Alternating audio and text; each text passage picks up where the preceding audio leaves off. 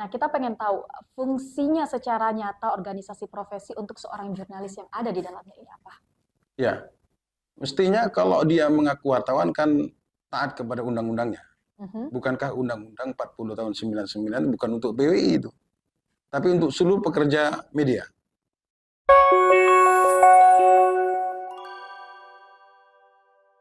Assalamualaikum warahmatullahi wabarakatuh. Salam sejahtera Sobat PWI.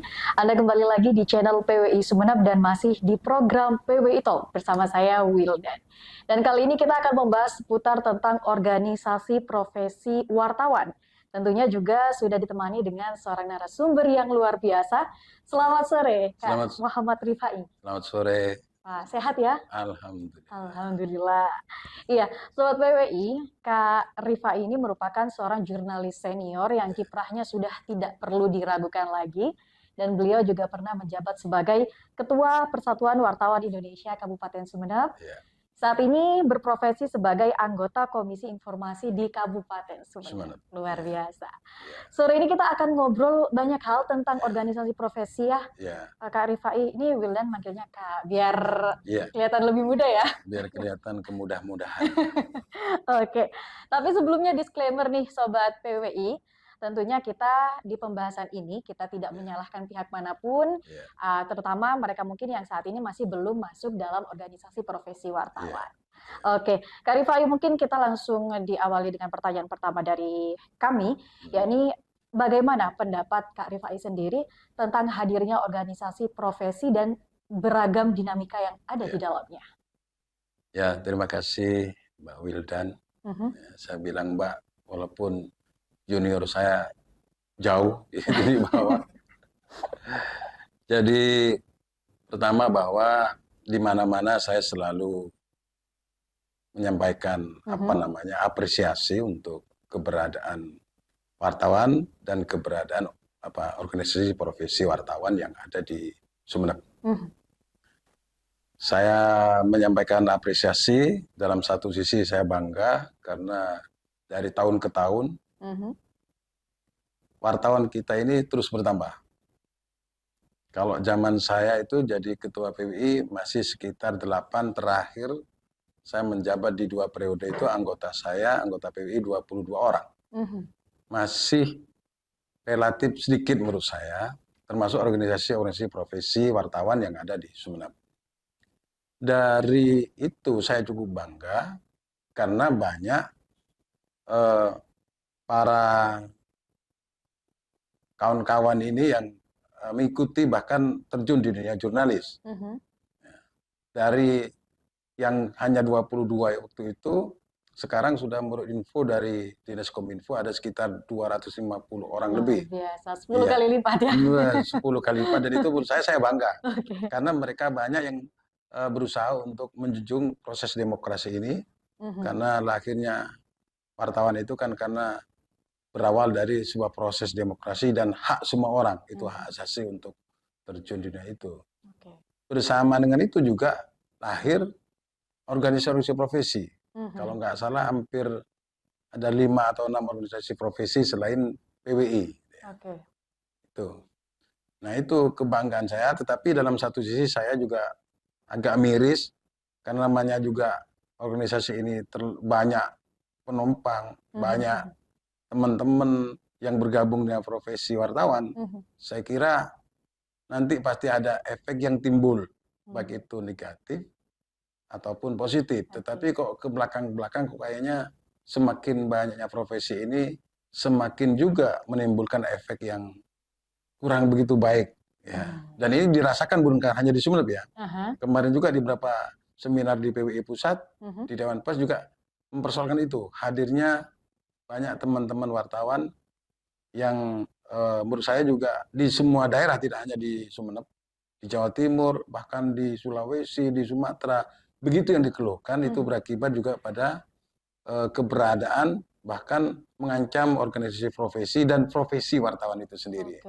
Itu yang terjadi. Integritas mereka juga akan dipertanyakan ketika organisasi profesi kemudian tidak berjalan sesuai dengan arahnya gitu. Ya gitu.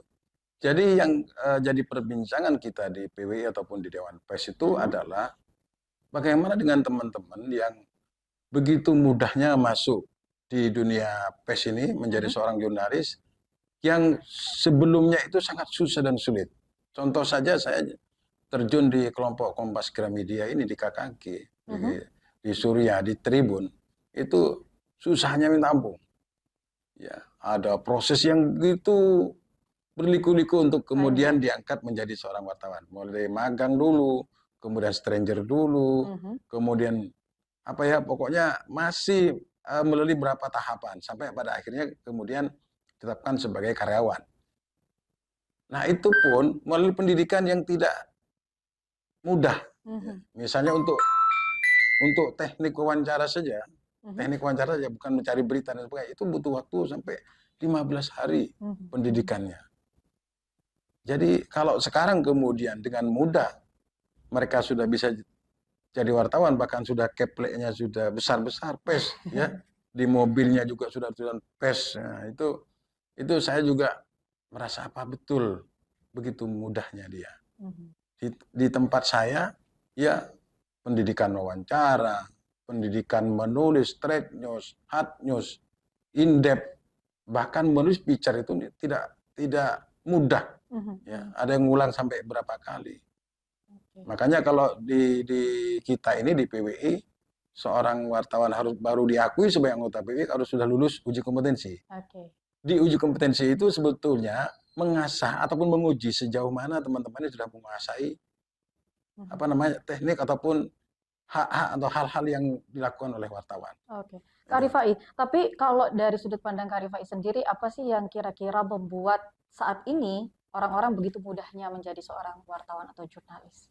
Saya kira itu limbah ya, limbah dari dibukanya keran demokrasi tahun 1998, dan itu juga menjadi lahirnya Undang-Undang 40 tahun 99.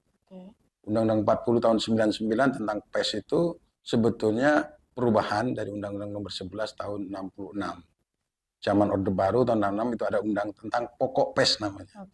Tentang pokok pers. Baru kemudian tahun 99 ketika Presiden Habibie dan Menteri Hukum HAM-nya itu Muladi, itu kemudian lahirlah Undang-Undang 40 tahun 99.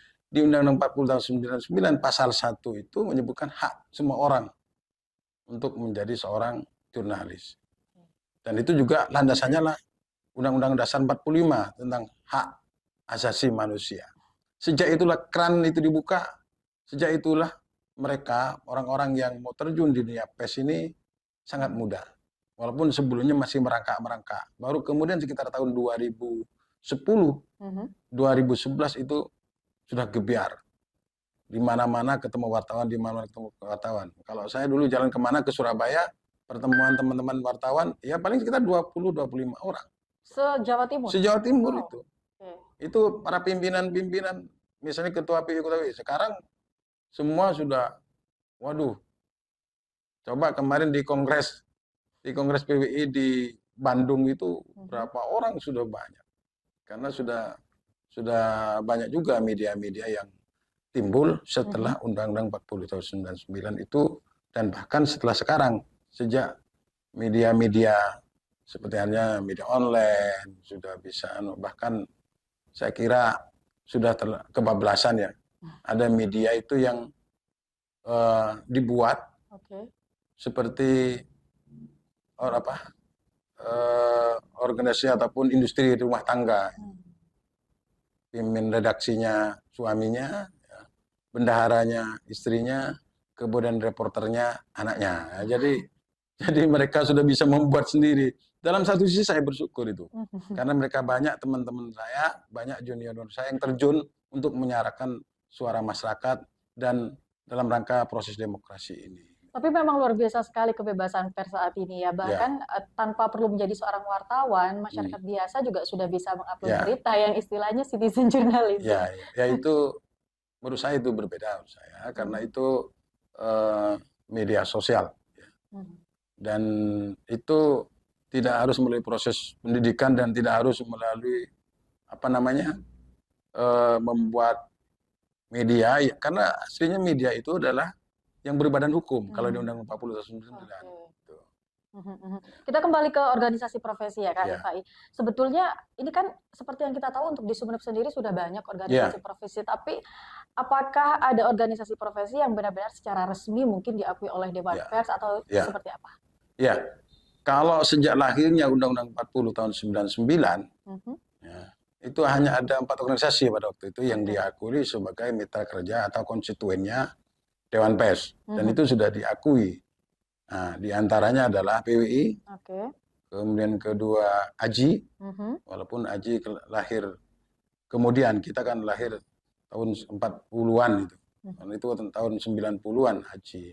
Terus kemudian ada IJTI, Ikatan Jurnalis Televisi Indonesia, dan wartawan pewarta foto, pewarta foto Indonesia. Itu ada 4 waktu itu.